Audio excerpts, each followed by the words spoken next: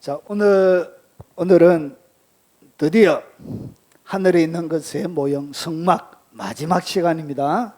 마지막 속죄서와 언약궤에 대해서 말씀을 드리도록 하겠습니다. 오늘 여러분의 앞에 바라보고 있는 바로 이것이 무엇인지, 왜 이렇게 만들으라고 했는지, 주님이 이것을 통해서 무엇을 말씀하길 원하시는지 같이 한번 살펴보도록 하겠습니다. 재밌겠죠? 예, 오늘 오후에는 오리지널 정말 말씀을 갈고가시는 분들이 남아있죠. 자, 한번 살펴보도록 하겠습니다. 자, 오늘 요한복음 5장 46절에 보면 모세를 믿었더라면 또 나를 믿었으리니 이는 그가 내게 대하여 기록하였습니다. 그러니까 이 법궤도 누구에 대한 이야기냐? 예수님에 대한 이야기란 것이죠. 자, 그러면 한번 살펴보겠습니다. 자, 이제 명칭 정도는 정확하게 아시죠? 자, 성막은 세 부분으로 나눠져 있습니다. 하나는 뜰이 있고요, 성소와 지성소로 있습니다. 자, 이 뜰에 들어가면 제일 처음에 입구가 있죠. 그것을 갖다 우리는 성막문이라 부르고요. 자, 그 다음에 앞에 가면 번제단이 있고, 그 다음에 물두멍이 있습니다. 자, 그리고 그 앞에 들어가면 이 뜰에는 육체와 관련되어져 있는 일들이 일어납니다. 몸에 붙어 있는 더럽고 그리고 모난 부분들을 이렇게 번제단에서 태우고, 그리고 얼굴에 씻고, 그런 역할을 합니다. 그리고 성소에는 오른쪽 북쪽에 떡상이 있고요, 그리고 정면에 분향단, 그리고 등대가 남쪽에 있습니다. 자, 이것을 갖다가 앞에는 휘장이 있습니다. 그룹이 수놓아져 있고 네 개의 천으로 덮여져 있는 떡궤가 있습니다. 자, 이것은 우리의 혼적인 부분. 그리고 오늘 드디어 가장 핵심적이고, 이것은 조금 깊이 있는 말씀입니다. 그러니까 뜰에 있는 사람은 이 말이 무슨 말인지 사실 잘 몰라요. 이해하기가 쉽지가 않습니다. 그럼에도 불구하고 한번 깊이 있게 한번 얘기해 볼 테니까 한번 여러분들 가운데 도움이 되었으면 좋겠습니다. 이 지성소에 법궤가 있습니다. 자, 그리고 이거는 우리의 영 가운데 일어나는 일, 영으로서 가능한 일, 그런 것들이 있습니다. 365일 하나님께서 머물러 계신 곳입니다. 자, 이 법궤의 모형이 전 세계적으로 법궤가 많이 있습니다. 전 세계적으로 성막이 여러 군데 있습니다. 이스라엘 나라 딥나에 가도 성막이 있고, 우리나라에도 3개인가 성막이 있고요. 그리고 전 나라마다 이렇게 미국부터 시작해서 많은 나라에 이렇게 성막의 모형이 있습니다. 자, 이렇게 생긴 법궤가 있습니다. 이렇게 생긴 것도 있고요, 그리고 이렇게 생긴 것도 있습니다. 그런데 잘 보세요. 여러분, 여기 길이가 가로와 세로 길이가 다릅니다. 그런데 요 붙어 있는 채를 고는 장소가 나라마다 다릅니다. 여기는 좁은 데 이렇게 되어져 있고, 여기는 넓은 데 되어져 있죠. 그리고 여기도 보십시오. 여기도 이렇게 되어져 있는데 여기도 넓은 데 되어져 있어요. 요 천사가 마주본 날개 쪽이 넓은 곳입니다. 넓은 곳이고, 천사의 뒷면이 좁은 곳입니다. 자, 이렇게 여기도 천사의 뒷면이 있으니까 뒷면은 좁은 쪽에 이렇게 채가 고여져 있습니다. 여기는 또 넓은데 이렇게 고여져 있죠. 그리고 여기는 떡궁이 열려져 있네요. 떡궁이 빛이 좀 보이지요? 이렇게 이상하게 나라들마다 이 법궤 모형이 조금씩, 천사의 모형이 조금씩 다릅니다. 이렇게 생긴, 앞에 만나를 담은 검 향알이, 아론의 상난 지팡이, 법궤가 요 안에 들어가 있습니다. 자, 그림으로 봐도 여기 모형이 좀 다르고, 뒤쪽에 있는 것이 아니라 앞쪽에 넓은데 채가 고여져 있습니다. 이렇게 여기도 넓은데 채가 고여져 있고, 이렇게 네 사람의 제사장이 이렇게 들고 합니다. 미드라시라는 데 보면 이 무게가 나오는데, 제사장이 이렇게 들면 종이장처럼 가볍대요. 실제적인 무게는 굉장히 많이 나가거든요. 금으로 덮여졌기 때문에 굉장히 무겁습니다. 그런데 그들이 들 때는 종이장처럼 가벼운, 그렇게 들었다. 그런 미드라시 기록이 있습니다. 자, 법계 모형이 이렇게 다 달라요. 이렇게. 자, 이렇게 또 다릅니다. 자, 그림으로 보면 그림으로 그려져 있는 것들도 이렇게 법계 모양이 다 이렇게 다르게 되어져 있습니다. 자, 이렇게 두 개로, 법계는 두 개로 만들어져 있습니다. 하나는 괴장, 상자가 있고 위에는 상자 덮개인데 황금으로, 순금으로 만들어져 있는 그룹이 수놓어져 있는 황금으로 덮여져 있는 덮개가 있습니다. 이렇게 문을 열립니다. 이렇게 덮개로. 자, 여기도 이렇게 모형이 다 이렇게 다르죠. 그래서 전 세계적으로 법계 모양이 어떤 것이 진짜 이 솔로몬이 만든지는 우리가 알지는 못합니다. 솔로몬이 아니고 모세 시대에 만들어진 것인지는 알지 못합니다. 존재하지 않죠. 이렇게 생긴 것도 있습니다. 법계가. 자, 이 그림도 그림의 모양이 다릅니다. 이렇게. 자, 이렇게 생겨져 있는 이 얼굴이고 이 날개를 이런 식으로 만들어놓은 법계도 있습니다. 자, 이런 것이 다 뭐라고요? 하나님의 법계입니다. 왜 그러냐? 상세하게 이 모형을 설명을 안 해놨거든. 그룹의 모형. 그래서 사람의 상상력이 다르기 때문에 이렇게 다르게 제작이 되어져 있는 것입니다. 자, 그러면 언약궤가 어떻게 제작하는지 여기에 대한 상세한 치수가 다 있습니다. 자, 그들을 조각목으로 궤를 만들 때, 궤라는 것은 상자를 얘기합니다. 조각목으로 이렇게 모형을 만드는데 요 밑에를 얘기합니다. 궤니까 상자를 얘기합니다. 못으로 조각목. 이것은 뭘 상징한다고 말씀드렸죠? 예수님의 인성을 상징한다. 버림받은 우리를 상징한다 말씀을 드렸습니다. 자, 조각목으로 궤를 짜되 길이가 얼마 됐냐?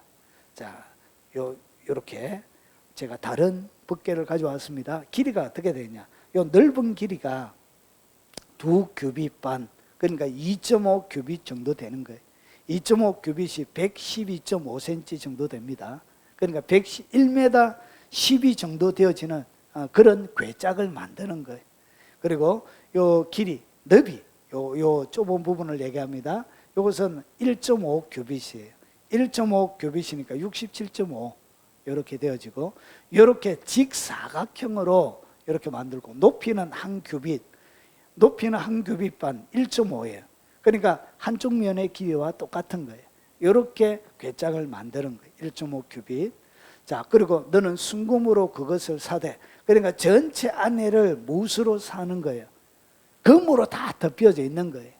이야, 이게 참, 나무에다가 금을 입힌다는 것이 예사로운 실력이 그게 아니에요. 그런데도 이렇게 나무에다가 금을 입힙니다. 자, 그리고 안팎을 사고 위 가장자리로 들어가면 금태를 두르고, 금태는 제가 설명을 다 드렸습니다. 자, 다시 하지는 않겠습니다. 자, 이렇게 금태가, 테두리가 이렇게 양 사면으로 이 금태의 테두리가 삥 돌아가면서 이렇게 있습니다. 띠라고 말씀을 드렸죠. 자, 그리고 금고리 넷, 그러니까 고리를 이렇게 4개를 금고리를 만드는 거예요. 이렇게 금으로 만들어진 거예요. 왜 이렇게 만드느냐? 이 조각목 채를 가지고 딱 꿰가지고 들고 갈 수 있도록 하기 위해서 금고리 넷을 부어 만드는 거예요. 이쪽에 2개, 그리고 저쪽에 2고리, 2그릇씩 만드는 거예요. 그리고 조각목으로 채를 만들 때 요 들고 갈 수 있는 나무도 조각목으로 하고, 그리고 금으로 사는 거예요. 자, 그리고 채 양쪽 고리에 꿰어서 궤를 매게 하며, 채를 궤 고리에 꿰는 대로 두고 빼내지 말지며, 그러니까 한번 딱 끼워 넣으면 다시 뭐 하지 말라고, 빼지 말라고 이렇게 가르치고 있습니다. 자, 내가 4개 줄 증거판을 궤 속에 둘지며, 증거판은 뭐냐면 십계명 2돌판을 갖다가 증거판이라 부릅니다. 자, 그래서 채는 뭘 만드냐? 조각목에다가 채를 만드는데, 이렇게 채를 만드는데 순금을 입혀가지고 이렇게 만듭니다. 그리고 요 안에는 뭘 집어넣어라? 제일 처음에 하나님께서 명령하신 것은 법궤만 집어넣는 거예요. 법궤만. 자, 그리고 순금으로 속죄소를 만들 때, 그러니까 요 위에 있는 거, 그러니까 밑에는 나무에다가 금을 입힌 상자예요. 상자고, 그 위에는 덮개를 만드는 거예요. 덮개, 상자에 덮개를 만드는데 이 덮개를 어떻게 만들었냐? 순금으로 속죄소를 만들 때 길이 2규빗밭. 길이가 똑같죠?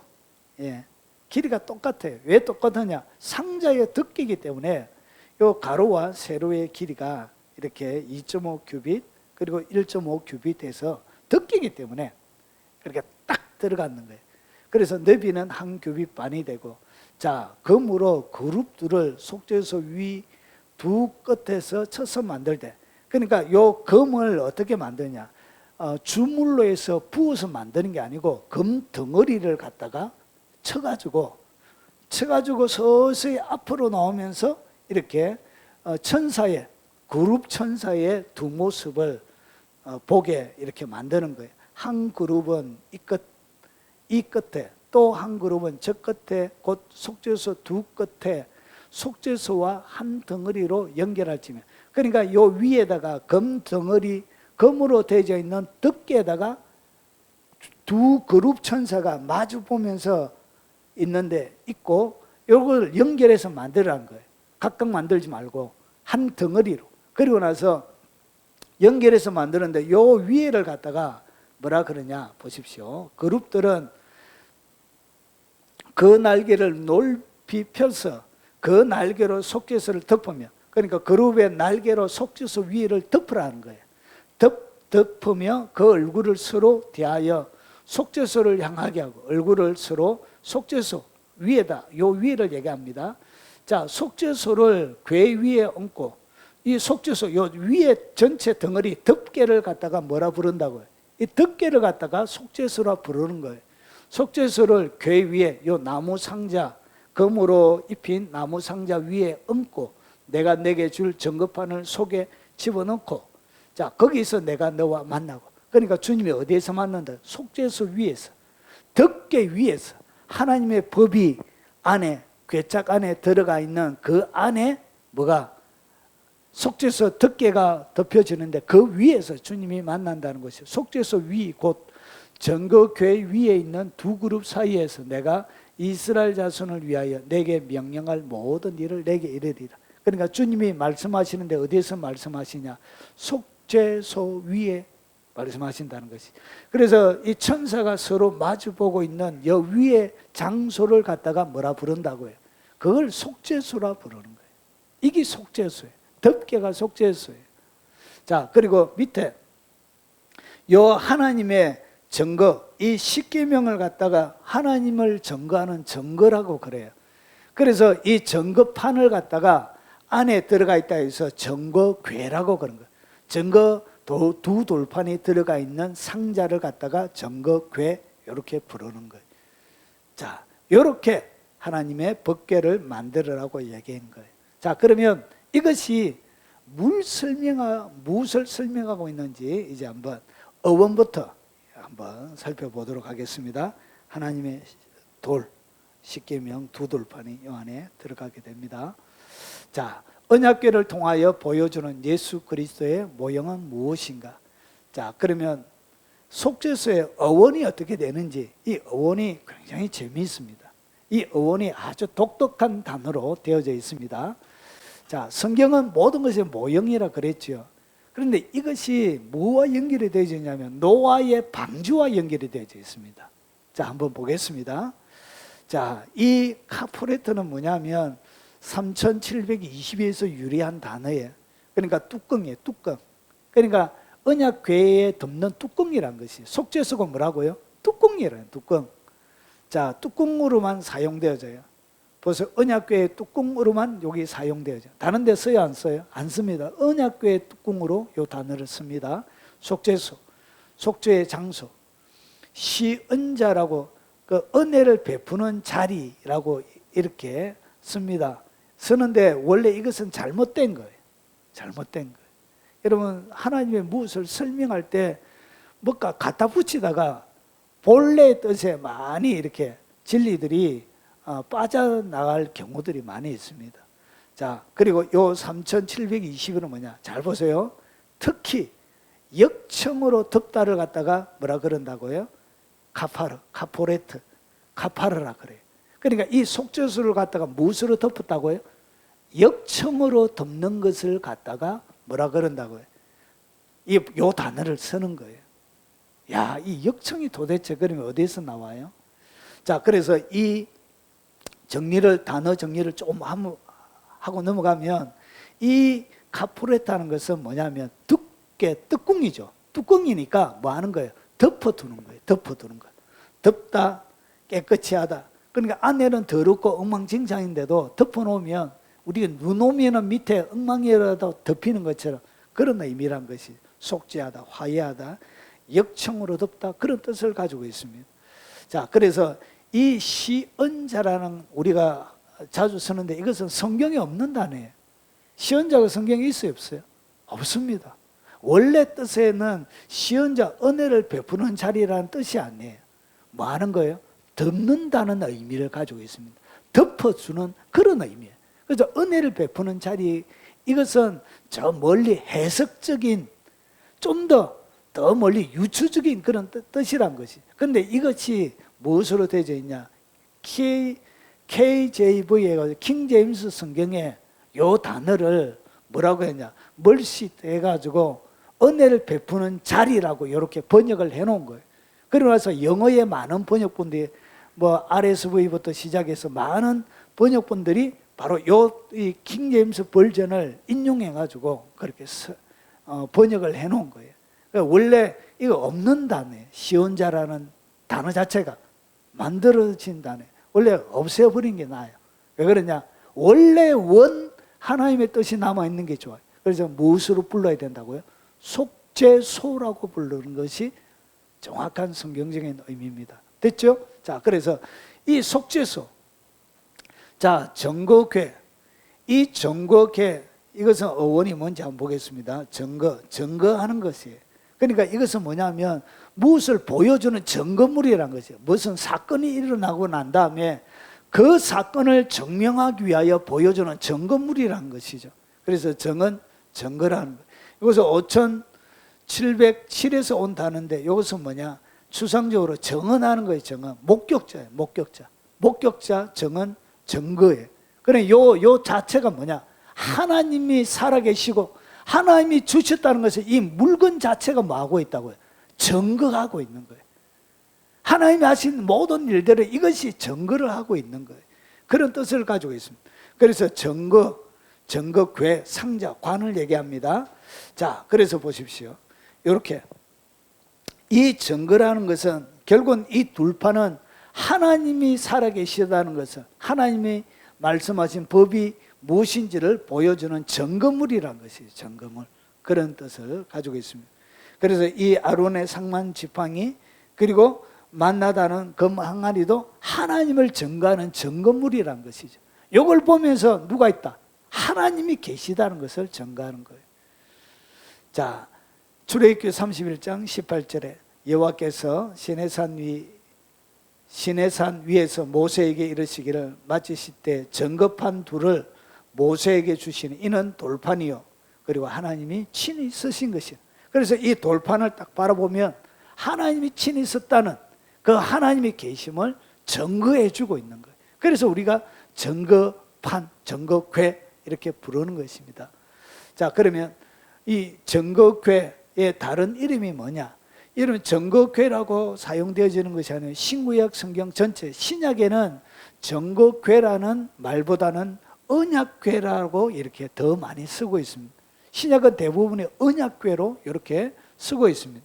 언약을 넣은 역대하 6장 11절에 내가 또 그곳에 여호와께서 이스라엘 자손과 더불어 세우신 언약을 넣은 궤를 두노라 하신대. 결국은 이 돌판이 보여주는 것이 뭐냐? 하나님의 언약이라는 것이죠. 그래서 눈에 보이게, 여러분 약속을 하면 우리가 이 약속 계약서를 적는 것처럼 하나님께서 눈에 보이는 계약서를 주신 거예요. 보증물을 주신 거예요. 보증서를 주신 거예요. 눈에 보이는. 그래서 이것이 뭐냐? 언약을 보여주는 언약궤라는 것이죠. 자, 십계명 돌판입니다. 자, 그리고 금향로 사면에 금을 산 언약궤가 있고 히브리서에는 언약궤로 사고 있습니다. 계시록에도 보십시오. 이는 하늘에 있는 하나님의 성전이 열리니, 여러분 잘 보세요. 요한이 천국에 올라가서 본 거예요. 요한계시록 11장은 7째 천사가 나팔을 불 때 그때 보여주는 장면, 천국의 장면을 보여주는데 잘 보세요. 자, 하늘에 있는 하나님의 성전이 자기 눈앞에 활짝 열린 거예요. 하나님의 성전이 확 열리니까 성전 안에 하나님의 언약궤가 보입니다. 하늘의 언약궤가 이 땅 가운데 있는 것은 모형이에요. 성막 가운데 있는 것은 모형이고 진짜 언약궤는 어디에 있냐? 하늘에 있는 거예요. 하늘에. 그래서 이것은 하늘에 직접 하늘에 존재하는 것을 주님이 모세에게 가르쳐서 모델로 이 땅 가운데 하나님께서 만들어라 그러신 것입니다. 그래서 또 번개 음성들과 우레와 지진과 큰 우박이 있더라. 하나님의 언약궤가. 그래서 증거궤를 다른 게 언약궤라고 부릅니다. 그리고 증거궤의 다른 이름은 또 뭐냐? 법궤가 있습니다. 법궤. 왜 법궤냐? 레위기 16장 2절에 보면 휘장한 법궤 위에 이렇게 되어져 있는데 왜 법궤냐? 하나님의 법궤가 하나님의 법인 십계명이 들어가 있기 때문에 법궤라 불른 거예요. 그래서 언약궤를 그리고 증거궤의 다른 이름들은 무엇인가? 여기 보니까 사무엘상 3장에는 하나님의 궤라고 이렇게 부르고 있습니다. 그리고 사무엘상 5장 7절에는 이스라엘 신의 궤, 블레셋 사람들이 이렇게 불렀습니다. 이스라엘 신의 궤. 그리고 여호수아 3장 13절에는 온 땅의 주 여호와의 궤 이렇게 불렀고요. 그리고 시편 132편 8절에는 여호와여 일어나서 주의 권능의 교회와 함께 평안한 곳으로 들어가소서. 결국은 하나님의 이 법궤라는 이름이 굉장히 많이 있었죠. 정거궤로 불리기도 하고 그리고 언약궤도 불리기도 하고 법궤라 불리기도 하고 오늘 여기서 보니까 하나님의 궤, 여호와의 궤 그리고 이스라엘 신의 궤 이렇게 다양하게 이렇게 하나님의 법궤가 이렇게 불려지고 있지만 다른 이름이지 다른 것을 얘기하는 것이 아니고 똑같은 것을 다르게 이렇게 부른 것입니다. 자, 이제 좀 더 깊이 있게 들어가겠습니다. 자, 속죄소 위에 있는 떡궁을 얘기합니다. 속죄소는 무엇을 보여주는 모형인지 한번 보겠습니다. 거기서 내가 너와 만나고 속죄소 위, 정거궤 위에 있는 두 그룹 사이에서 만나는데 제가 요 어원을 제일 처음에 왜 다시 보여주는지 잘 보십시오. 속죄소는 뭐냐? 뚜껑을 얘기합니다. 뚜껑을 얘기하는데 이것은 역청으로 덮는다는 뜻을 가지고 있습니다. 요 속죄소라는 요 단어와 똑같은 글자가 어디에서 기록이 되어져 있냐면 창세기 6장 14절에 기록이 되어져 있습니다. 똑같은 단어예요. 똑같은 단어. 자, 그래서 너는 고페로 나무로 너를 위하여 방주를 만들되 그 안에 칸들을 막고 역청을 그 안팎에 칠하라. 오늘 여기 보니까 3722죠. 3722 덮다. 특히 무엇으로? 역청으로 덮다는 것을 갖다가 뭐라 부른다고요? 오늘 여기서 속죄소라고 쓰는 그 단어 똑같은 단어로. 여러분 하나님의 나라 이 쓰는 단어가 여러분 이 방주라는 요 단어는 구약 히브리 가운데 딱 두 군데밖에 기록이 안 되어져 있습니다. 요와 똑같은 이 방주라는 요 단어는 여러분 출애굽기 2장에 가면 모세가 어린아이 때 탔던 갈대 상자 그 갈대 상자 할 때 그 단어 요 두 개만 그러니까 방주라는 요 단어가 출애굽기에는 어떻게 번역이 되어 있다고요? 갈대 상자로 번역이 되어져 있습니다. 상자로 번역이 되어져 있습니다. 그래서 똑같은 단어 두 개밖에 안 써요. 그러면 오늘 여기서 이야기하는 이 역청이라는 요 단어도 다른 데 안 써요. 어디에 쓴다고요? 예. 속죄소 위에. 그러니까 보십시오. 오늘 우리가 아까 전에 읽었던 3722죠. 그러면 오늘 여기서 역청이라는 요 단어가 어디에서 나왔다고요? 3722. 그러니까 우리가 조금 전에 읽었던 3722 역청으로 덮다 그 단어에 똑같은 단어인 거예요. 똑같은 단어를 어떻게 다르게 번역한 거예요. 그래서 역청으로 이스라엘 이 노아의 방주에서 나무와 나무를 연결해 가지고 그 다음에 비가 내릴 때 이 방주가 살아나기 위해서는 반드시 뭘 발라야 되죠? 역청을 발라야만이. 역청을 군데군데 사이에 이렇게 딱 여러분 노아의 이 방주, 배는 배가 아니에요. 배가 아니고 원문에는 뭐가 되어 있냐? 상자예요. 상자. 그냥 상자로 되어져 있는 거예요. 그래서 노아의 대형 상자예요. 상자. 여기다 뭘 해놨냐? 나무가 되어져 있기 때문에 거기에다가 비가 안 새도록 물이 안 들어오도록 역청을 쫙 발라놓은 거예요. 그래서 이 역청이라는 이 단어가 뭐와 똑같은 단어라고요? 속죄수와 똑같은 단어예요. 결국은 그들이 노아 방주에서 노아와 8가족이 살아날 수 있었던 것은 무엇 때문에 살아났냐? 역청이 발려져 있는, 물이 스며들지 않게 하는, 1년이 넘어도 물이 통과하지 못하는 역청으로 그들이 결국 구원을 받게 되어지는 거예요. 이 역청이 뭐라고? 바로 법궤에 있는 속죄소를 갖다가 오늘 여기서 쓰고 있는 역청이라는 똑같은 단어로 이렇게 쓰고 있는 것입니다. 결국은 이 역청, 이 속죄소는 뭐냐?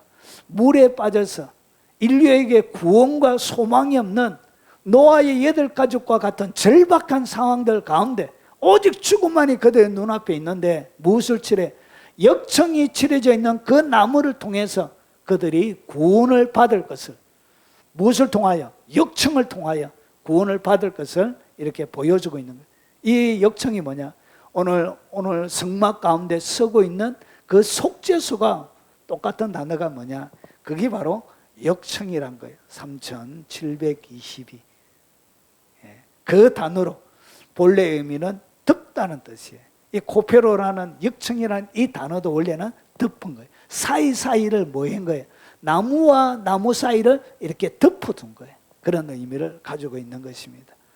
자, 그래서 여기는 이 코페로는 덮개라는 의미가 확장이 되어지는데 생명의 값, 몸값, 뇌물, 그런 뜻을 가지고 생명의 값으로 덮어준 거예요. 생명을 주기 위해서.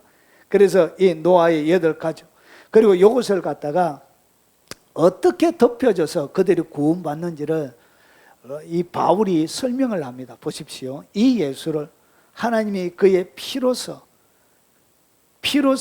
믿음으로 말미암는 화목제물로 세웠었으니, 예수를 하나님이 그의 피, 예수님의 피를 믿음으로써, 예수님의 피를 믿는 믿음으로서 뭘 세웠냐? 화목제물로 세웠었다는 것이죠. 그런데 이 화목제물로 표현한 이 단어가 신약 성경에 2군데가 나와요. 요 힐라스테리온인데 이것은 뭐냐? 특히 모든 또는 특히 성전에 있는 법궤 위에 덮개, 법궤에 덮개, 시온소를 얘기하는 것입니다. 그래서 이것을 화목제물로 번역하는 것보다 뭐로 번역하는 것이 더 낫냐? 속죄소로 세우셨으니, 이렇게 하는 것이 훨씬 맞습니다. 똑같은 단어. 그러니까 이 구약은 히브리어로 되어져 있고 신약은 무엇으로 되어져 있죠? 헬라어로 되어져 있죠. 그래서 구약 히브리어에 연결되어져 있는 헬라 단어가 이 단어예요. 그래서 이 로마서 3장 25절에 이 화목제물이라는 똑같은 요 힐라스테리온이라는 요 단어를 보십시오. 요 단어를 히브리서 9장 5절에는 뭐라고 했냐? 그 위에 속죄소를 덮는 영광의 그룹들이 있으니, 요 속죄소를 갖다가 똑같은 단어가 뭐야? 요 힐라스테리온이랑 똑같은 단어를 썼습니다. 앞에는 화목제물로 번역했고 뒤에는 속죄소로 번역했던 거예요. 그래서 더 정확하게 번역하면 예수를 하나님이 예수님의 피, 그의 피로서 믿음으로 말미암는 속죄소로 세웠었으니, 이렇게 번역하는 것이 훨씬 더 피부에 와닿게 되는 것입니다. 그래서 예수님의 피가 뭐라고요? 바로 속죄소 위에 덮여지는 피가 되는 거예요. 그래서 그 피를 통해서 덮여지고, 그리고 잃어버릴 수밖에 없던 노아의 8가족과 같은 그런 생명들을 구원받게 되는 일이 예수님의 피로 일어날 것을. 그래서 그 피를 어떻게 가지냐? 우리가 믿으면 그 피를 가지게 되는 거예요. 그래서 믿음으로 어떻게 하냐? 오늘 간과하셔요. 지은 죄를 간과하시면, 간과가 뭐냐? 넘어가는 거예요. 이것을 갖다가 영어로 패스오버예요. 패스오버를 갖다가 한글로 번역하면 이것을 갖다가 유월이라 그래요. 유월. 그래서 6월하는 것을 갖다가 우리가 뭐라 부르냐, 6월절이라 부르는 거예요. 6월절의 영어명이 패스오버예요. 패스오버. 그래서 이 6월 하는 거예요. 넘어가는 거예요. 지나가게 하는 거예요. 자, 그래서 이 속죄소 위에 덮여지는 거예요. 그래서 이 속죄소 위에는 어떤 일이냐, 1년에 딱 한 번 사건이 일어나요. 하루만 사용하는, 이스라엘 백성들이 1년 중에 하루만 사용할 수 있는 7월 10일 날 속죄절, 대속죄일 7월 10일 날 하루만 딱 사용하는 장소가 바로 대속죄일이에요. 요 대제사장이 유일하게 지성소에 들어가서 하는 거예요. 요 7월 10일 날 일어나는 일들이 어디에요? 속죄소 위에 일어나요. 요거까지 설명하면 1시간이 또 훌쩍 가야 돼. 그래서 요것은 여러분들이 대속죄일에 뭐가 일어난지는 요 영상을 여러분이 참고하시면 좋겠습니다. 여기는 다른 것을 다뤄야 되기 때문에 넘어가겠습니다. 그래서 그러므로 형제들아, 우리가 예수의 피를 힘입어 성소에 들어갈 담력을 얻었나니, 그래서 1년에 한 번만 들어가는 것이 아니고 어떻게 되느냐, 그 길은 우리를 위하여 휘장 가운데 열어놓으신 새로운 살 길이요, 휘장은 곧 그의 육체니라. 그래서 예수님께서 십자가에 못 박혀 딱 돌아가실 때 헤롯 성전의 휘장이 어떻게 되냐, 휘장이 쫙 위에서부터 찢어지는 거예요. 그 휘장은 뭐냐, 그의 육체가 되는 거예요. 자, 그러면 이 성소에 헤롯 시대에 있던 이 휘장은 찢어질 수 있는 것으로 만들어져 있는 게 아니에요. 여러분 그 요세푸스나 여러 가지 증거를 보면 이 휘장에 대한 설명이 나옵니다. 휘장에 대한 두께가 얼마 정도 되냐, 두께는 한 손의 폭의 두께로 4인치, 10cm 정도 돼요. 그러니까 천의 두께가 얼마나 된다고요? 이 한 폭, 그러니까 10cm 정도의 두께의 천이에요. 그래서 이 두 마리의 황소를 옆에 끌어다 놔도 찢어도 찢어지지 않는 그런, 사람이 힘으로 찢을 수 있는 그런 천이 아니에요.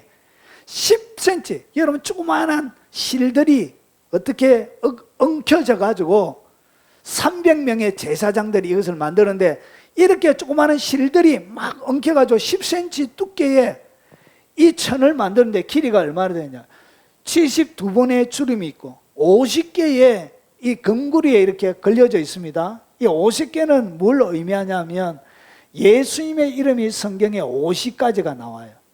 그러니까 예수님의 이름의 사역, 그것을 이렇게 휘장이 보여주는 거예요. 자, 그러면 가로가 얼마나? 18m예요. 그러니까 18m면 여기서부터 우리 본당 2배 정도가 돼요. 우리 본당 2배 정도. 그러니까 길이가 얼마나 긴 줄 아시겠죠? 이렇게 길이가 길고, 그리고 높이가 9m예요. 높이가 9m면 여기 2m 50 정도, 2m 50도 안 되잖아요. 그러면 여기에 3배가 되어지는, 이것이 10cm 두께로 이렇게 아주 촘촘하게 만들어져 있는 천이에요. 그래서 이것은 사람이 어떻게 힘으로 해가지고 찢어지는 것이 아니에요.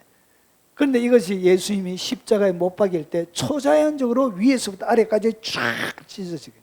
그러면서 성소와 지성소, 지성소는 1년에 한 번 들어가는 지성소를 어떻게?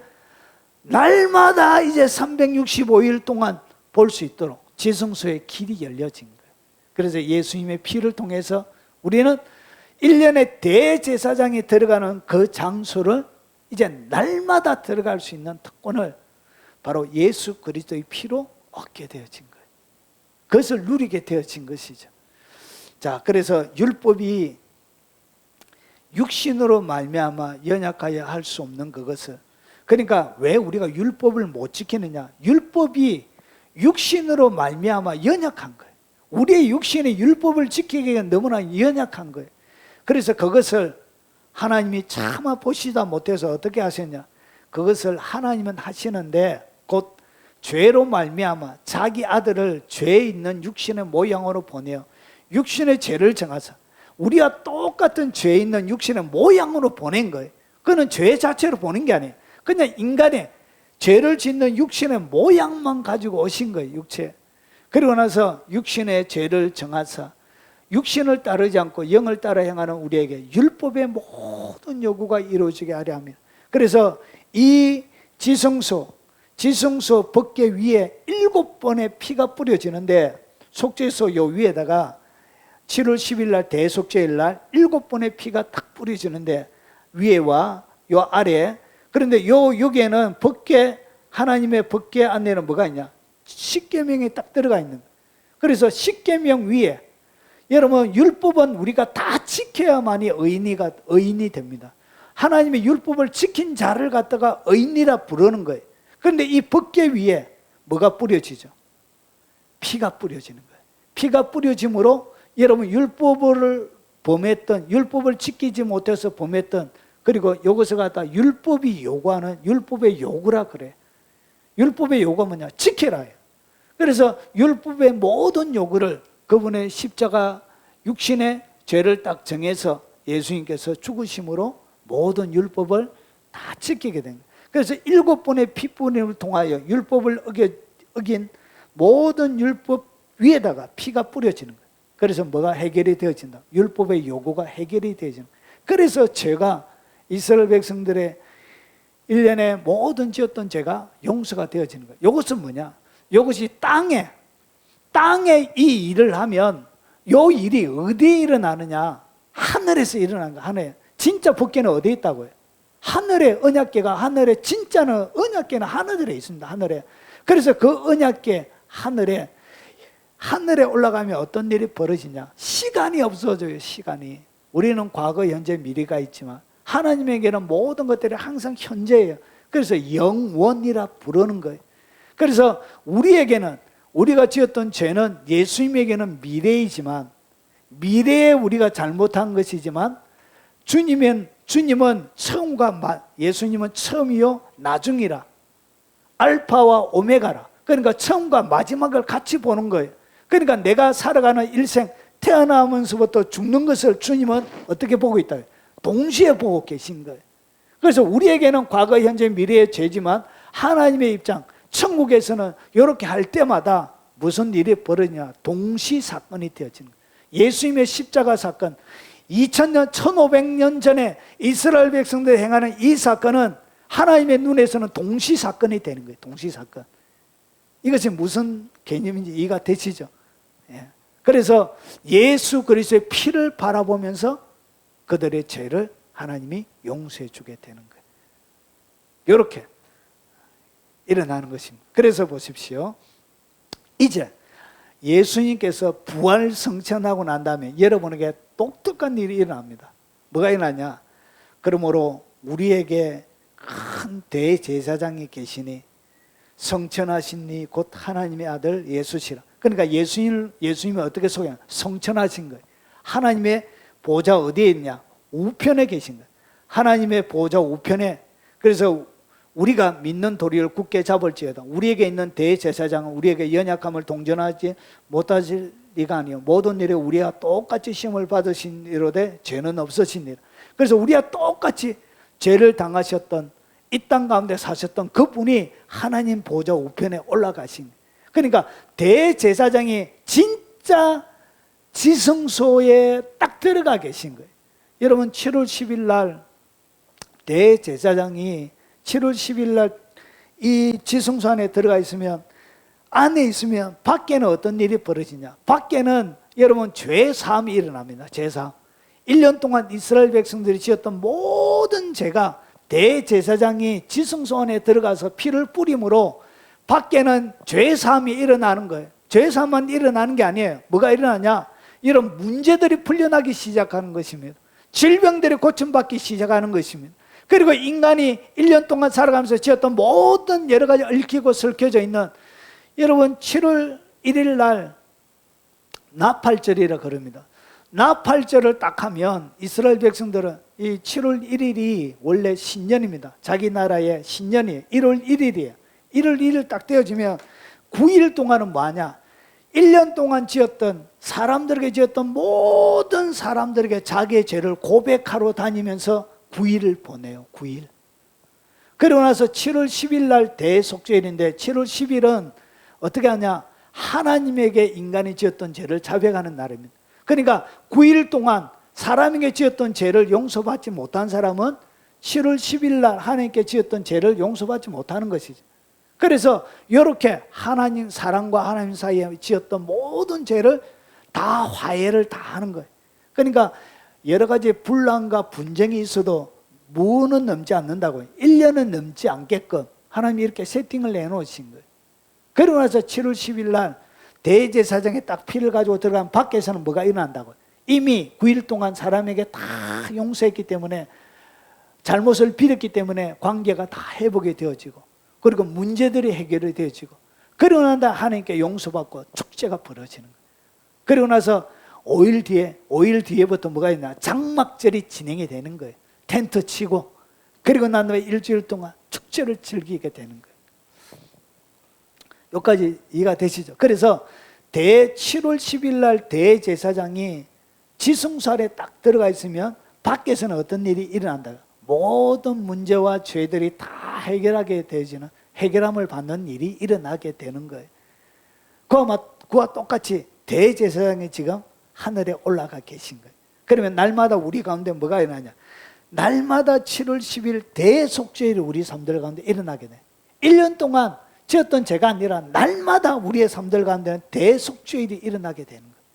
그래서 16절이 일어나는 것입니다. 그러므로 우리는 긍휼하심을 받고 긍휼하심을 받는 거예요. 하나님 앞에. 그리고 나서 덮어주기 때문에 간과하시는 거예요. 그냥 자, 때를 따라 돕는 은혜를 얻기 위하여 은혜의 보좌 앞에 담대히 나갈 것이다. 때를 따라 돕는 그 은혜를 하나님께서 여러분의 삶들 가운데 날마다 7월 10일 날 날마다 대속죄일이 되는 거예요. 그 은혜를 하나님께서 여러분 삶들 가운데 허락해 주시는 것입니다. 자, 이것이 속죄일이 보여주는, 속죄소가 보여주는 모형이에요. 자, 그리고 참 속죄소는 어디 있느냐? 여러분 7째 천사가 나팔을 불지요. 그리고 나서 19절 하늘에 있는 하나님의 성전이 열리니 성전 안에 하나님의 언약궤가 보이며, 결국은 진짜 오리지널 참 언약궤는 하늘에 있습니다. 하늘에 있고, 그리고 이 땅 가운데 하나님이 주셨던 구약의 율법은 장차 올 좋은 일의 그림자예요. 참 형상이 아니므로 해마다 늘 드림 같은 제사로 나오는 자들은 언제나 온전하게 할 수 없다는 것이죠. 하늘에 있는 것의 모형, 하늘에 있는 것들의 모형은 이런 것들로서 위에 제사를 지내는 내용이 나옵니다. 정결할 필요가 있었으나 하늘에 있는 것들은 이런 것들보다 더 좋은 제물로 할지. 그러니까 하늘에 뭐가 올라가 있냐? 하늘의 지성소에 7번의 피가 뿌려져야 되는 거예요. 그래 완전한 인류의 완전한 속죄제가 일어나게 되어지는 거예요. 그러면 그 하나님의 언약궤, 진짜 참 안에 하늘에 있는 것은 땅에 들이는 동물의 피로 안 되는 거예요. 비둘기의 피로 안 되는 거예요. 소와 양과 염소의 피로 가능한 것이 아니란 것이죠. 그래서 진짜 피가 생명을 주는 창조의 피, 그 하나님의 아들 예수 그리스도의 피가, 그래서 하늘에 있는 것들은 동물의 피와 다른 이런 것들보다 더 좋은 제물로 할지니라.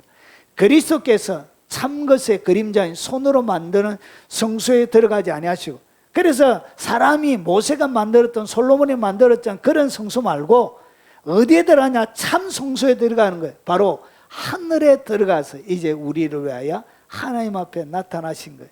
대제사장이 해마다 다른 것에 비로소 성소에 들어가는 것 같이 자주 자기를 드리려고 아니하실지니, 그리하면 그가 세상을 창조한 때부터 자주 고난을 받아야 할 것이로되 이에 자기를 단번에 제물로 드려 죄를 없이 하시려고 세상 끝에 나타나셨는데, 세상 끝에 그분이 나타나신 거예요.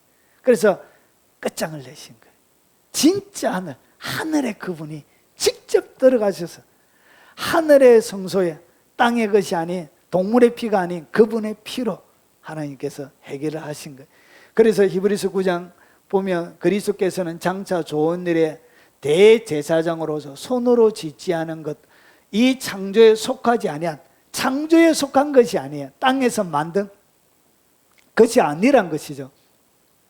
창조에 속하지 아니한 더 크고 온전한 장목으로 말미암아 염소와 송아지의 피로 하지 아니하고 오직 자기의 피로 영원한 속죄를 이루사 단번에 성소에 들어가셨느니라. 진짜 하나님의 언약궤 가운데 그분의 피로 들어가신 거예요. 염소, 황소의 피, 암송아지의 죄를 부정한 자에게 뿌려 그 육체를 정결하게 하여 거룩하게 하거든. 여러분 부분적으로 이렇게 제사를 지내며 용서함을 받았죠. 이런 암송아지의 부정한 죄를 뿌림으로 요거 설명하자면 좀 긴데, 여러분 제가 설교해놓은 거기에 보면 있습니다. 너무 길어요. 자, 그래서 정결하게 하여 거룩하게 하거든. 보십시오. 하물며 영원하신 성령으로 말미암아 흠없는 자기를 하나님께 드린 그리스도의 피가, 그러니까 예수님이 흘린 이 피를 누가 받으시냐? 성령님이 받으시는 거예요. 그래서 영원하신 성령으로 말미암아 흠없는 자기를 하나님께 드린 그리스도의 피, 그러니까 성령으로 말미암아 이 피를 성령님이 어디에? 진짜 참 하나님, 참 하늘에 있는 언약궤 그 가운데, 지성소 가운데 속죄소 위에 성령님이 피를 뿌리고, 이 성령님과 물과 피와 성령이 이렇게 하나가 되어지는 거예요. 그래서 보십시오. 히브리스가 이렇게 천상의 장면을 더 설명합니다. 바울이 보고 온 것이죠. 그러나 너희가 이런 곳은 시온산과 살아계신 하나님의 도석인 하늘의 예루살렘과, 하늘에 뭐가 있다고? 하늘의 예루살렘, 그리고 거기에는 천만 천사와 천만 천사. 여러분 숫자를 헤아릴 수 없는 것을 갖다가 유대인들은 천만, 천천, 만만 이렇게 했습니다. 천만 천사라는 것은 숫자를 헤아릴 수 없는 천사를 얘기하는 거예요. 그리고 하늘에 기록된 장자들의 모임과 교회와 만민의 심판자이신 하나님과 및 온전하게 된 의인들의 영들과, 보세요 24절, 새 언약의 중보자이신 예수님과, 그리고 아벨의 피보다 더 나은 것을 말하는 뿌린 피니라. 그러니까 하나님의 도선 천국에 가니까 뭐도 있더라고요. 말하는 피, 예수 그리스도의 보혈의 피가 말을 하고 있더라는 것이죠. 뭐가? 인간의 모든 죄가 끝이 났음을, 그분의 피가 아직도 살아있어서 말하는 예수 그리스도의 보혈의 피가 어디에 있더라고요? 천국에 있더라는 것이죠. 그걸 본 거예요. 이 피가 증언하는 거예요. 피가 예수님을 믿는 사람들에게 이미 그들의 죄가 덮여졌고 용서되었다는 것을 뭐가? 그의 피가 말하고 증언하고 있더라는 것이. 그래서 말하는 피래요. 말하는 피. 아벨의 피도 호소를 했죠. 아벨이 죽고 없었지만 아벨이 흘린 그 피가 말을 했던 것처럼 하나님, 가인의 죄, 피 흘린 그 죄, 하나님의 그 피 소리를 들었던 것처럼 똑같이 예수 그리스도의 피도 뭐 하고 있더라고. 그래서 아벨의 피보다 더 나은 것을 말하는 뿌린 피라는 것이. 그래서 성령을 통하여 7번 진짜 참하늘에 있는 언약궤 위에 뿌려져서 완전한 속죄가 일어났다는 것을 뭐가 보여주냐? 속죄제, 이 예물, 속죄소에 있는 하나님의 벗겨 있는 속죄소가 우리에게 증거로 보여주고 있는 거예요. 그래서 이것은 모형이고 증거물이나 보정서입니다. 자, 그리고 속죄소 위에 보면 두 그룹이 있습니다. 그룹. 여러분 지성소는 다른 장소와 달라요. 거기에는 뭐가 있냐? 벽면은 전체가 금으로 다 덮여져 있습니다. 앞에 천도, 앞에 휘장도 그룹이 서놓져 있고, 그리고 위에 천장도 그룹이 서놓져 있고, 그리고 벗개 위에도 뭐가 서놓져 있죠? 예, 그룹의 천사가 서놓져 있습니다. 그러니까 천사들로 가득 들어차 있는 곳이 뭐냐? 그게 바로 지성소란 것이죠. 그래서 두 그룹 사이, 앞, 위, 휘장, 금벽은 무엇을 보여주냐? 그래서 이 지성소 자체가 천국의 모형이에요. 천국이 어떻게 되어져 있는데, 그래서 천국의 모든 길은 황금길이고요, 모든 집은 황금으로 지어져 있죠. 그리고 거기에는 천사들로 가득 들어차 있습니다. 그래서 이 지성소 자체가 천국의 모습을 보여주고 있는 거예요. 예수님의 기도가 여기에 나옵니다. 잘 보십시오. 여러분 요한복음 17장은 대제사장 기도라고 우리가 부릅니다. 예수님이 뭘 기도했는지 잘 보세요. 자, 내가 비없는 것은 주님이 기도한다는 거예요. 주님이 기도 제목으로 기도한다는 거예요. 그러면 뭘 기도하냐? 이 사람들만 위함이 아니요, 또 그들의 말로 말미암아 나를 믿는 사람들도 위함이네. 그러니까 이 사람들은 예수님의 제자들을 얘기하고요. 그리고 예수님의 사도들을 통하여 그들의 말로 말미암아 나를 믿는 사람들도 위함이니, 자, 기도 내용을 보십시오. 내게 주신 영광을 내가 그들에게 주었사오니. 그러니까 예수님이 가지고 계셨던 그 영광을 누구에게? 제자들에게 주었지요. 그러면 예수님이 가지고 계셨던 그 영광이 여러분에게 왔습니까? 안 왔습니까? 왔습니다. 하나님의, 제가 기도할 때 하나님의 영광을 풀어놓습니다 이렇게 하는 이유가 뭐가 와 있다고요? 여러분에게 영광이 와 있는 거예요. 영광을 여러분의 삶들 가운데 풀어놔라는 것이죠. 왜냐? 내게 주신, 22절에 내게 주신, 예수님이 주신 영광을 내가 그들에게 주었대. 제자들에게 주었대요. 그러면 여러분에게도 이것은 제자들만 위함이 아니요, 그들로 말미암아 나를 믿는 사람들도 위함이에요. 여러분들도 마찬가지라는 것이죠. 여러분에 뭐가 와 있다고? 주님의 영광이 와 있다는 것이죠. 여러분도 여러분의 삶들 가운데 하나님, 예수 그리스도 가운데 있던 하나님의 영광을 내가 이 자리 가운데 풀어놓습니다. 여러분, 영광이 풀어놓으면 벌레들도 접근을 안 해요. 벌레들도 접근을 안 해요. 여러분, 재밌게도 여러분, 쾅마마라는 그 중국인 분이 계신데 교도소에 갇혔는데 너무너무 모기들이 많더래. 원래 중국 좀 비위생적이잖아요. 중국이 비위생적인 게 화장실 가보면 알잖아요. 칸막이 없잖아요. 남녀가 그냥 까고 막 그냥 싸잖아요.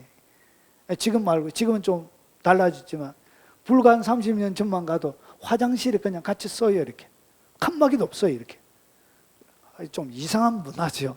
문화가 이상해. 그래가지고 그때 자기들은 똥 누는 것을 아주 친근의 표현으로 이렇게 서로 그런 모습을, 뭐하다 이래 빠져버리지. 그래서 너무나 비획성적인 곳에 사니까 감옥에 갇혔는데 모기들이 그렇게 많더래요. 그래가지고 주님께, 하나님, 내가 이 모기들을 없애주세요 하나님 앞에 기도했는데 요 근거가 어디냐? 여러분, 모세의 10가지 재앙이 있죠. 피, 개구리, 파리, 악독, 독착, 우박, 메뚜기, 흑강, 잠자의 죽음, 이렇게 해서 이가 있잖아요. 이 벌레들이 있잖아요. 그래서 하나님, 모기를 전멸시켜주세요 하나님 앞에 기도하니까 뭐가? 모기가 다 죽어버리더래요. 실제 제가 그 간증을 그분이 강의하는데 직접 들었습니다. 직접. 그분이 강의하는데 직접 들었어요. 제가 남을 통해서 들은 게 아니고 그분 강의 앞에 직강을 들었어요. 직강. 여러분, 그렇게 하나님께서 뭐 하더라고? 영광을 풀어놓는데, 여러분, 이 영광을 풀어놓는 간증들이 교회사 속에는 많이 있습니다. 그래서 여러분에게 뭐가 와 있다고? 하나님의 영광이 와 있는 거예요. 빛으로 온. 그래서 이는 우리가 하나 된 것 같이 그들도 하나가 되려 하려 함이니라. 그리고 잘 보세요.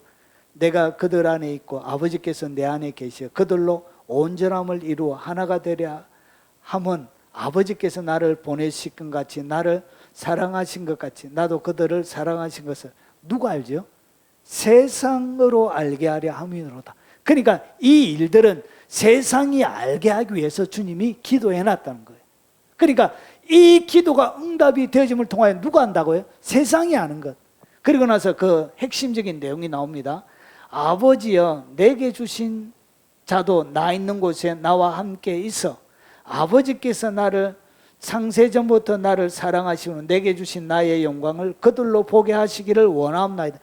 여러분, 예수님이 가지고 있는 창세전의 영광을 보는 것, 그것이 만약에 죽어서 내가 하나님의 영광을 본다는 것은 예수님께서 기도할 필요가 있어요, 없어요?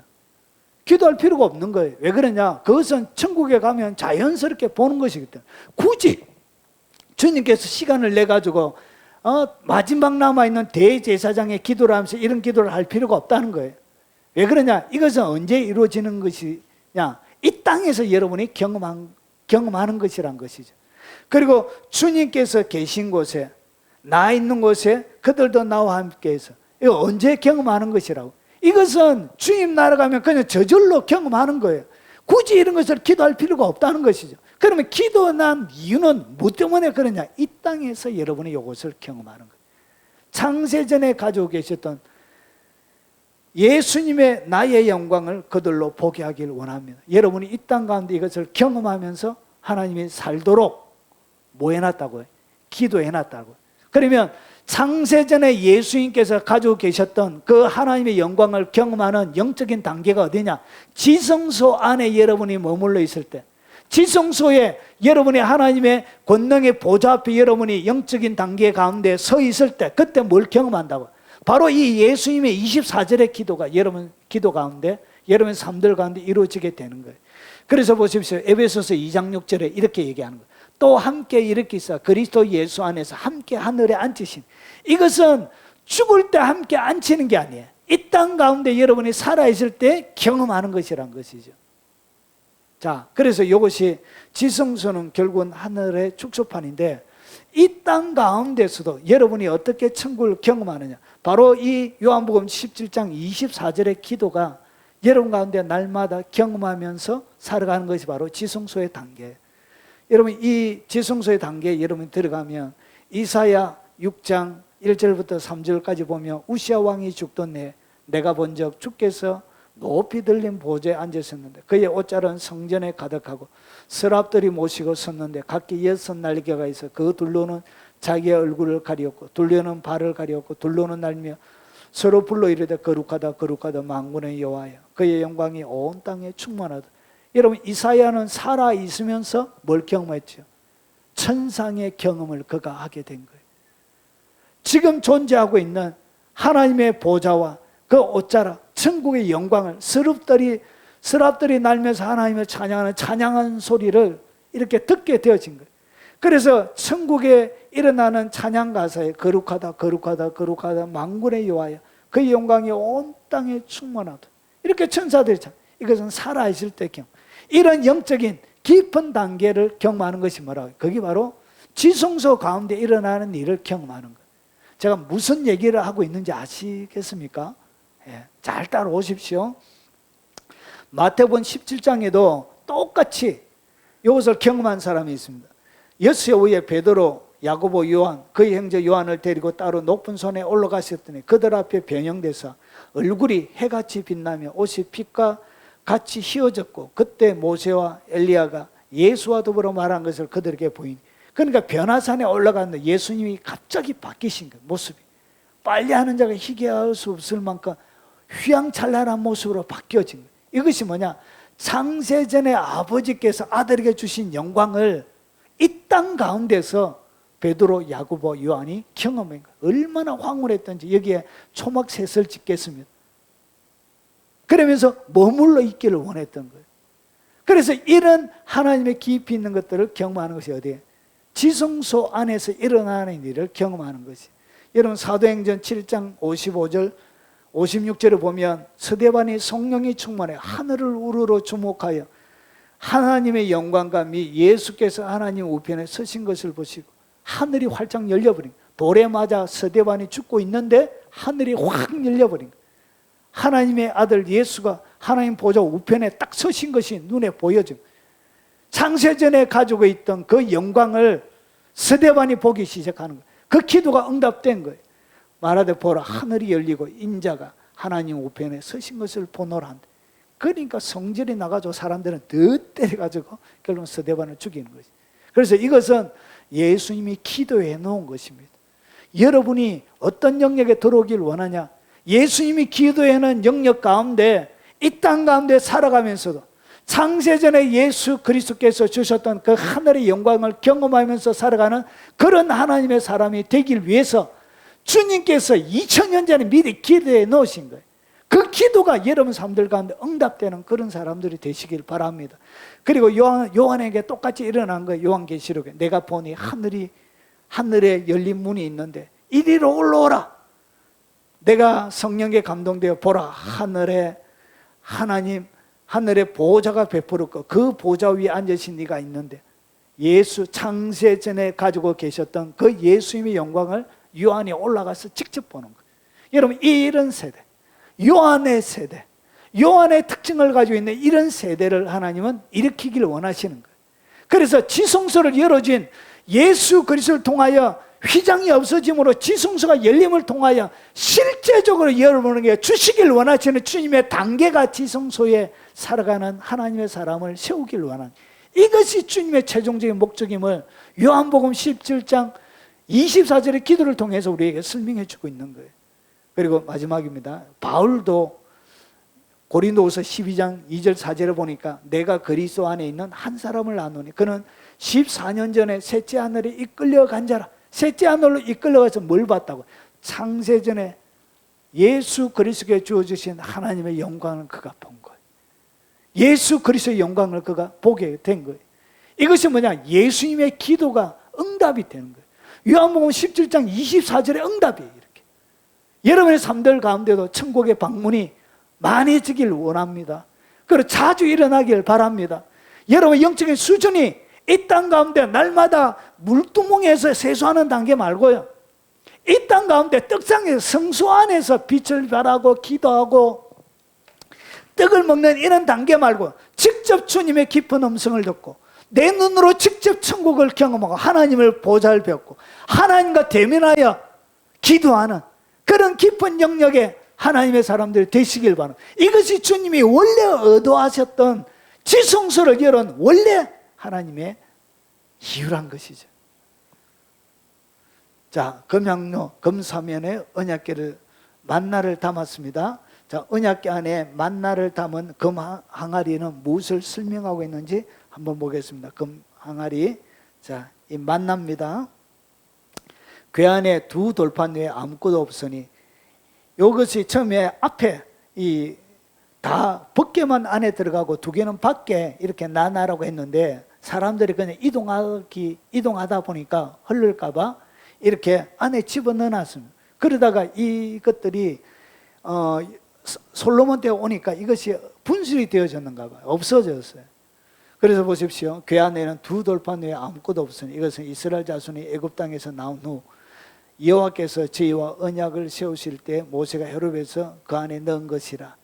그래서 보십시오. 아론에게 이르되 항아리를 가져다가 그 속에 만나 한 호멜. 한 호멜은 뭐냐면 여러분 볕단 하나 있죠. 볕단 하나를 이렇게 주수에서 나오는 정도가 한 호멜이라 그래요. 2.3리터쯤 됩니다. 한 호멜을 담아 여호와 앞에 두어 너희 대대로 간수하라. 이것이 뭐냐? 점거물이란 것이죠. 점거물.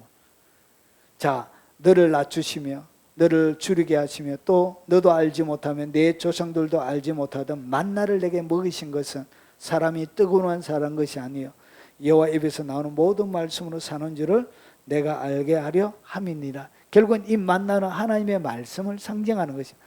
그래서 진짜 만나는 누구냐? 예수님이 진짜 이 땅 가운데 온, 그래서 예수께서 내가 곧 생명의 떡이니 내게 오는 자는 결코 줄이지 아니할 터이요 나를 믿는 자는 영원히 목마르지 아니하리라. 결국은 이 만나를 담은 금 항아리는 뭐냐? 잃어버린 양식을 회복하시는 것을, 우리가 하나님의 말씀을 잃어버린 진짜 참 양식인 예수님이 와서 회복하시는 것을 보세요. 점거물이에요. 점거물. 보증서로 주는 거예요. 이 만나는 뭐라고요? 하나님께서 잃어버린 만나를 다시 회복시켜 줄 것을 보증서로 주는 거예요. 내가 다시 회복 준다. 내가 이거 내 진짜 하나님 말씀, 사람이 뜨거워만 사는 것이 아니요 하나님의 입에 나오는 모든 말씀으로 산다는 것을 이렇게 회복시켜 주기 위하여 하나님께 뭘 주셨다고? 보증서로 주셨다는 것이 이 만나를 담은 항아리가. 그래서 여러분 보증서를 이미 받으신 것입니다. 그 보증서 자체가 누구냐? 예수님이란 것이죠. 그래서 잃어버린 모든 양식을 회복하게 되는 것입니다. 그리고 아론의 상난 지팡이는 무엇을 상징하냐? 그 안에는 밖에 없었습니다. 자, 그래서 보십시오. 이 상난 지팡이가 왜 생겨나게 됐는지를 잘 볼 필요가 있습니다. 자, 모세에게 이르되 아론의 지팡이는 정곡의 앞으로 도로 가져다가 거기 간직하고 앞에다가, 정곡의 안에 안 넣고 앞에다가 놓는 것입니다. 거기 간직하여 폐역한 자에 대한 표징이 되게 하고 그들로 내게 대한 원망을 거치고 죽지 않게 하려 함이니라. 고라 자손들을 통해 250명이 모였죠. 반란을 일으켰습니다. 자기들도 성소에서 일하는데 왜 아론만, 모세 너만 하나님이 선택한 자냐고 이렇게 막 들고 일어나니까 각 지파마다 막대기 하나를 들고 오라고 그렇게 한 것입니다. 그러고 나서 아론의 지팡이만 삭이 난 거예요. 그러고 나서 그 250명 어떻게 되졌냐? 얘는 땅이 갈라져서 땅에서 그대로 파묻혀버려. 땅이 입을 벌려가지고 삼키고 입을 닫아버렸어요. 이렇게 죽었습니다. 그것을 갖다가 뭐라고 하냐? 폐역이라 그래요. 폐역. 폐역이 뭐냐? 폐역한 자에 대한 표승인데, 폐역은 4784에서 나온 단어인데, 이런 마라의 샘물할 때 마라라는 그 단어예요. 그래서 쓰다는 거에서 반항적인 쓰다는 것인데, 4784가 뭐냐? 결국은 쓰다는 거예요. 반역하다, 불순종하다, 거역하다, 논쟁하다, 반역하다, 완고하고 불순종하고 반항하다. 결국은 이 폐역이 뭐냐? 반역하는 거예요. 반역하는 자를 갖다가 폐역이라 그래. 그래서 반역하는 자, 이 누구를 상징하냐? 결국은 우리가 반역한 자란 거예요. 그리고 아론의 상난 지팡이만 주님이 진짜 상난 지팡이가, 우리는 뭐냐? 삭이 나지 않는 11개의 막대기란 거예요. 11개의 막대기처럼 우리는 어떻게 했냐? 폐역한 자였다는 것이. 그 폐역한 우리의 삶들 가운데 아론의 상난 지팡이를 내미시면서 어떻게 하시냐? 보세요. 이 폐역을 통해서 온 것이 뭐냐? 사망아, 너의 승리가 어디 있느냐? 사망, 너의 승리가 어디 있느냐? 사망아, 내가 쏘는 것이 어디 있느냐? 사망이 쏘는 것은 죄요. 죄의 권능은 율법이라. 우리 주 예수 그리스도를 말미암아 우리에게 승리를 주신 하나님께 감사하노니. 결국은 우리가 이 폐역을 통해서 뭐가 왔냐? 사망이 왔습니다. 그리고 죄와 죄의 권능 아래 우리가 살아가게 되는 거예요. 폐역한 자로 살아가게 되어지는 거예요. 그런데 이 아론의 상난 지팡이를 통해서 보십시오. 예수께서 가르쳐 나는 부활이요 생명이니 나를 믿는 자는 죽어도 살겠고 무릇 살아서 나를 믿는 자는 영원히 죽지 아니하리라. 여러분 26절에 나옵니다.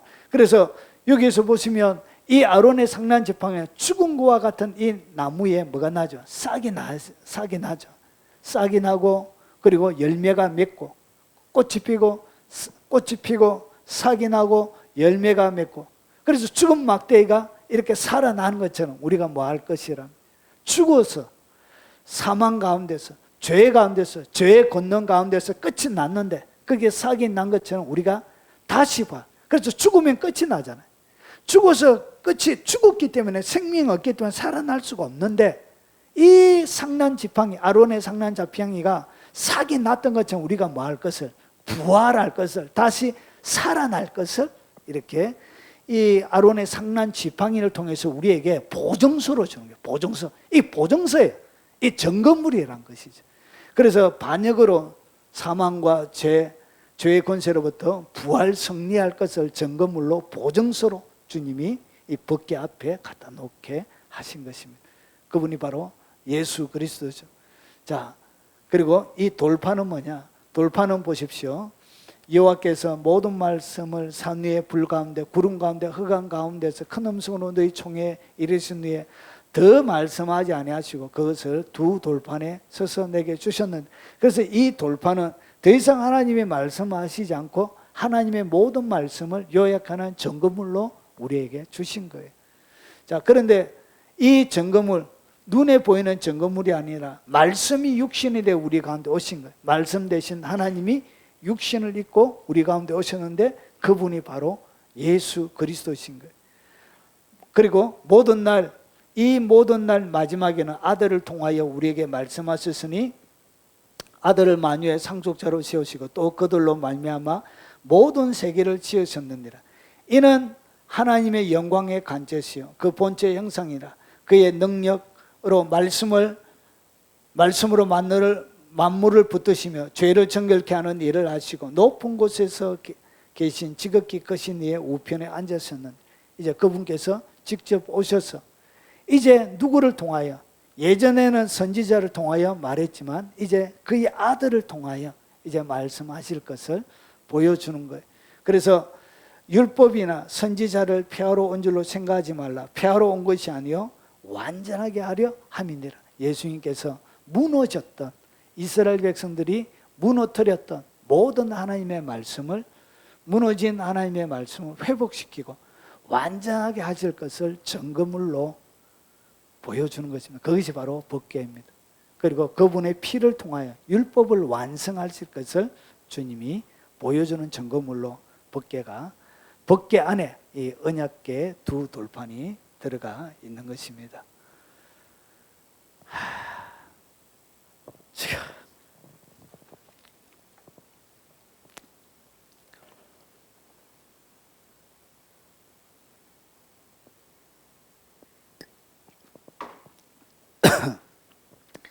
제가 신속하게 이제 설명을 하겠습니다.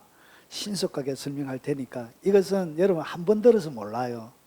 이건 방대한 분량이 들어가게 제가 3일 동안 만들었습니다. 3일 동안.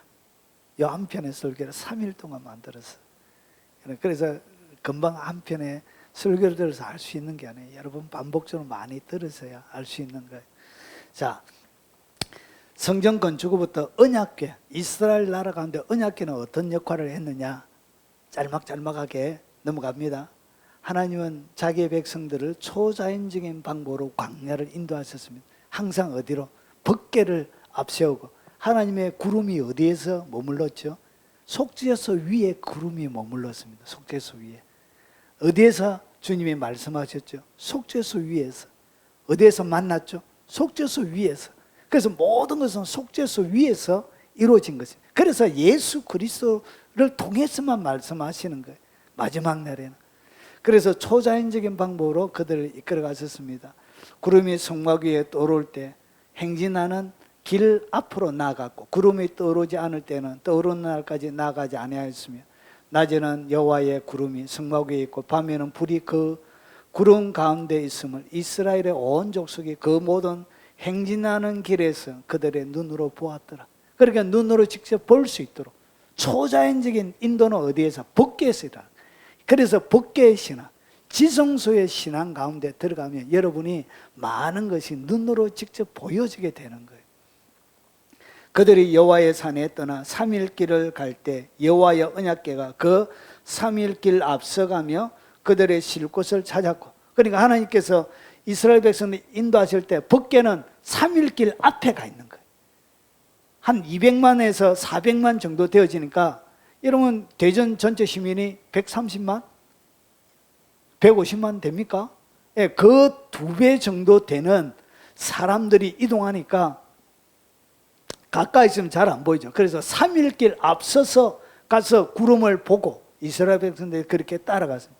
그래서 이렇게 그들이 쉴 곳을 법궤가 인도하고 찾았던 거예요.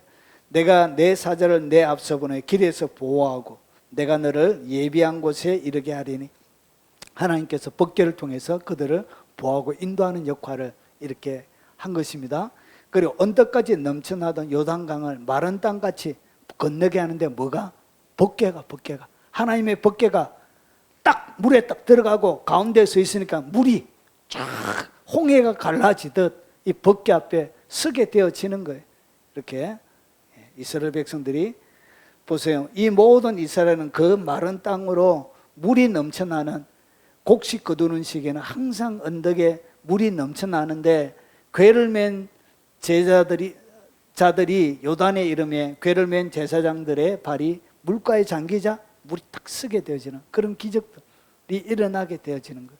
그리고 적군이 난공불락 여리고성을 무너뜨릴 때도 뭐가 제일 앞에 가죠? 하나님의 법궤가. 결국은 난공불락의 여리고도 무너뜨린 것은 법궤가 하는 거예요. 그리고 적의 신 블레셋이 전쟁을 벌려서 하나님의 법궤를 빼앗아 갑니다. 그래서 전리품으로 다곤신 안에, 신전 안에 딱 나는데 넘어지고 자빠지고 대가리가 깨져가지고 결국은 다곤신이 멸시를 당하게 되지죠. 그러나서 이 블레셋 사람들 다시 돌려보내요. 돌려보내는데 그때 블레셋 5개 나라 가운데 뭐가 일어나냐? 독한 종기가 나서 다 죽는 거예요.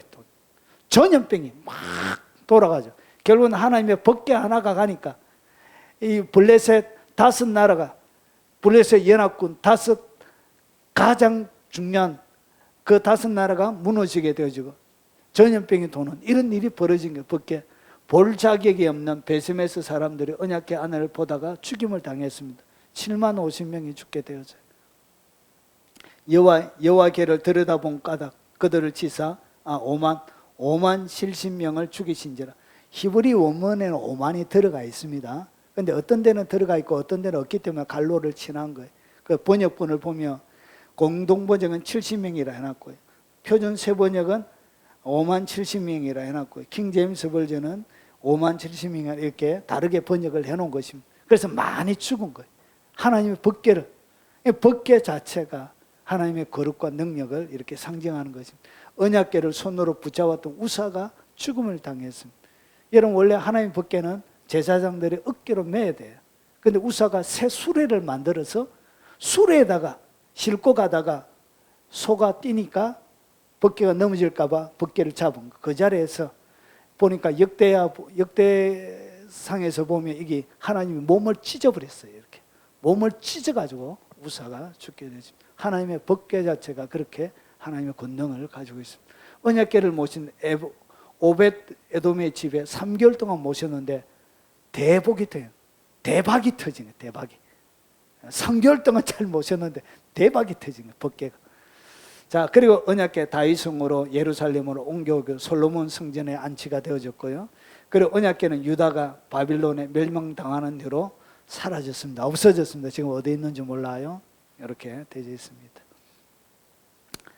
자, 그러고 나서 보십시오. 예레미야가 한 예언 하나를 소개합니다. 예레미야가 뭐라고 얘기하느냐. 여러분, 지금 드와이트 박사님이 법궤를 찾아가지고 법궤를 보니까 그 위에 피가 떨어져 있고 수분을 가하니까 살아있어서 DNA 조사하니까 처녀혼자 애를 낳아야 되는 그 피가 그 법궤 위에 하나님 잃어버린 예레미야 동굴 가운데 그 법궤를 찾았대. 그래서 쫙 찾아 올라가니까 위에가 예수님이 십자가를 달린 그곳이다, 이렇게 정언하시는 분들도 있습니다. 그런데 이는 다 은혜가 되긴 하죠. 은혜가 되긴 한데 다 믿을 필요는 없어요. 왜 그러냐? 제가 참 법궤가 어디 있는지 설명드렸잖아요. 참 피는 어디에 올라가야 된다고요? 하늘에 올라가야 되는 거예요. 그래서 예레미야가 이렇게 얘기하는 거예요. 보십시오. 내가 또 내 마음에 합한 목자들을 너에게 주리니 그들이 지식과 명철로 너희를 양육하리라. 여호와의 말씀이니라. 너희가 이 땅에서 번성하여 많아질 때에는 사람들이 여호와의 언약궤를 다시는 말하지 아니할 것이요. 언약궤를 말하지 않는데 생각하지 아니할 것이요. 기억하지 아니할 것이요. 찾지 아니할 것이요. 다시는 만들지 아니할 것이니. 그래서 찾지도 않는데, 생각지도 않는데, 모형은 필요가 없다는 거예요. 샘플은 의미가 없다는 거예요.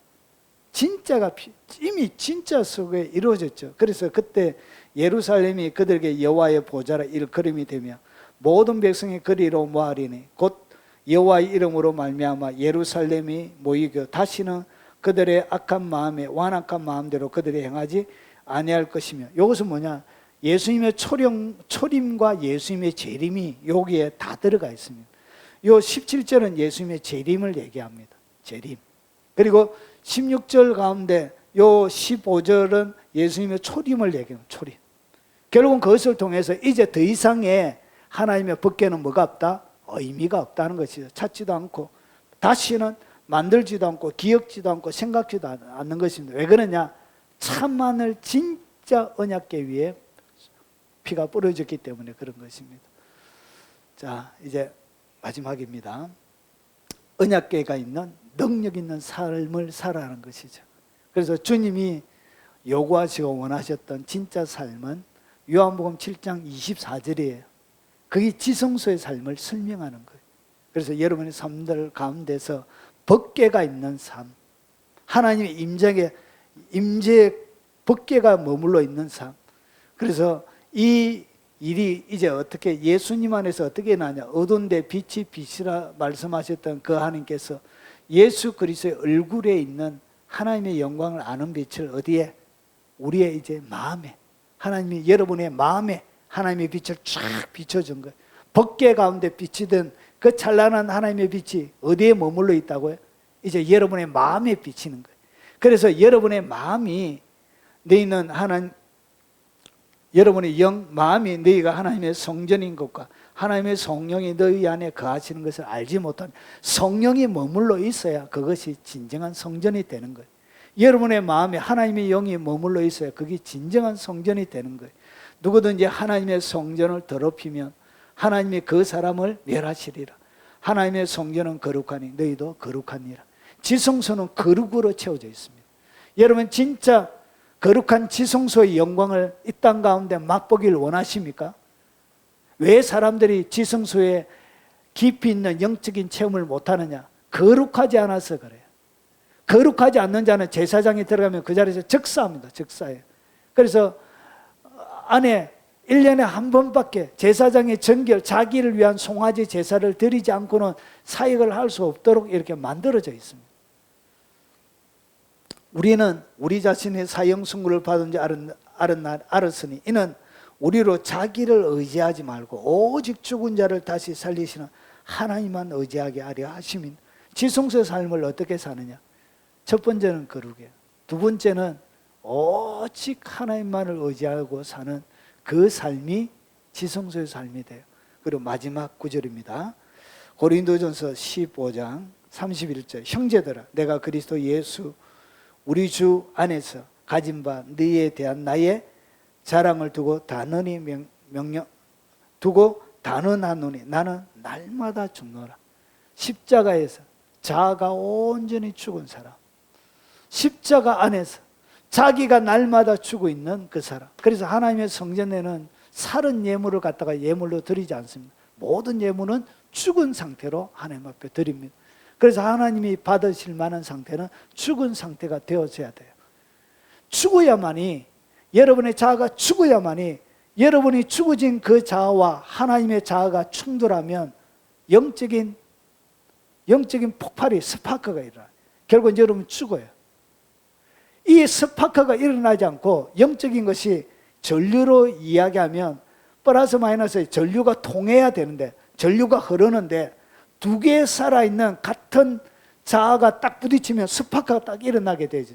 결국은 그 여러분의 자아가 결국은 부서지지 아니하면 흘러가지 않게 되어지는 것이죠. 그래서 날마다 십자가 앞에 온전히 죽을 때, 온전히 자기가 없어진, 여러분 천상을 경험하기 때문에 육체의 자아는 여러분 보통 천국을 방문하게 되죠. 육체는 그냥 이 땅에 보통 있어요. 영이 빠져나와서 영이 천국을 방문하게 되는 경우가 대부분입니다. 그러니까 육체는 이 땅 가운데 그냥 죽지 않고 호흡만 하고 있기는 있는데, 이런 실제적인 일어나는 것은 영만 일어나는 거예요. 그래서 육체는 죽은 상태와 같이 되는 거예요. 그럴 때 여러분의 영이 온전히 자유함을 누리는 거예요. 왜 여러분이 영적인 자유함을 누리지 못하느냐? 육이 살아있기 때문에 그래요. 육체의 소욕이 너무나 여러분의 영을 압박하고 영을 자유롭게 못하는 거예요. 그래서 여러분이 깊은 하나님의 경험 속으로 하나님의 영적인 것들을 체험하지 못하는 이유가 거기에 있는 것입니다.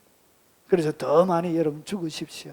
더 많이 의지하시고 철저한 거룩을 유지하십시오. 그러면 지성소 가운데 모세가 경험했던 것과 같은 그 거룩한 영광을 여러분이 재현하고, 그리고 요한복음 17장 24절에 예수님께서 2000년 전에 여러분을 위하여 기도했던 그 기도, 창세전에 아버지께서 자기에게 주시는 그 영광을 여러분이 보게 되는 그 영광을 여러분이 이 땅 가운데서도 경험하게 되실 것입니다. 그래서 이 성막 가운데 있는 깊이 있는 하나님의 말씀이 여러분의 삶들 가운데 재현이 되어져서 귀로만 듣고 끝나지 않고 체험하는 체험의 말씀이 되시길 주의 이름으로 축원합니다.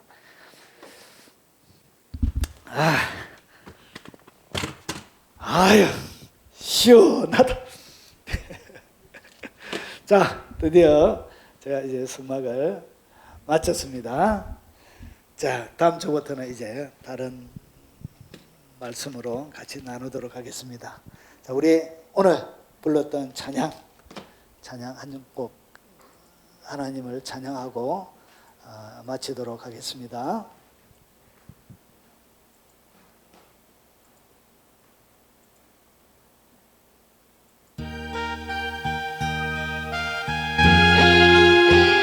이게 영광을 경험하는 방법입니다. 방법.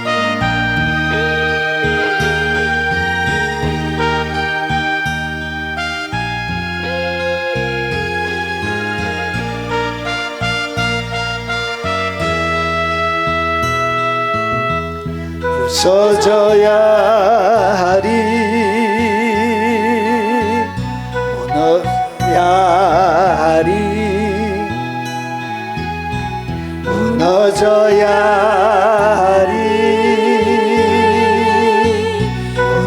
깨져야 하리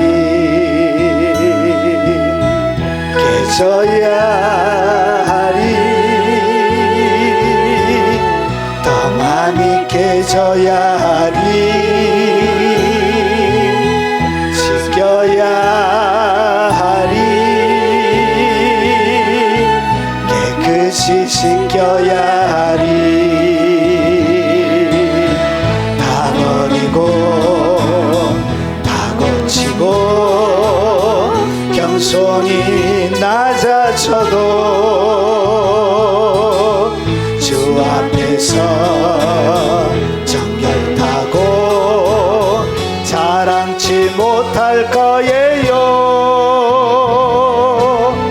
부서져야 하리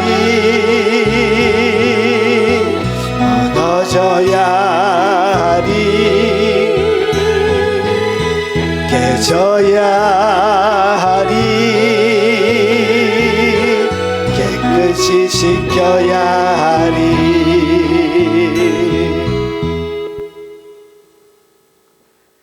지금은 우리 구주 예수 그리스도의 은혜와 성부 하나님의 지극하고 크신 사랑과 성령님의 함께 하심으로 날마다 지성소의 삶을 살아가길 결단 다짐하는 이 자리에 참석한 사랑하는 하나님의 백성들 머리 위에 그들의 살아가는 믿음의 여정 위에 그리고 이 영상을 접하는 많은 하나님의 사람들 머리 위에 그리고 전 세계 교회와 동역하는 동역자들 머리 위에 그리고 새로운 부흥을 맛볼 바로 이 세대 모든 하나님의 사람들 머리 위에 지금부터 영원 무궁토록 함께 있을지어다. 아멘. 우리 오늘 들은 말씀을 놓고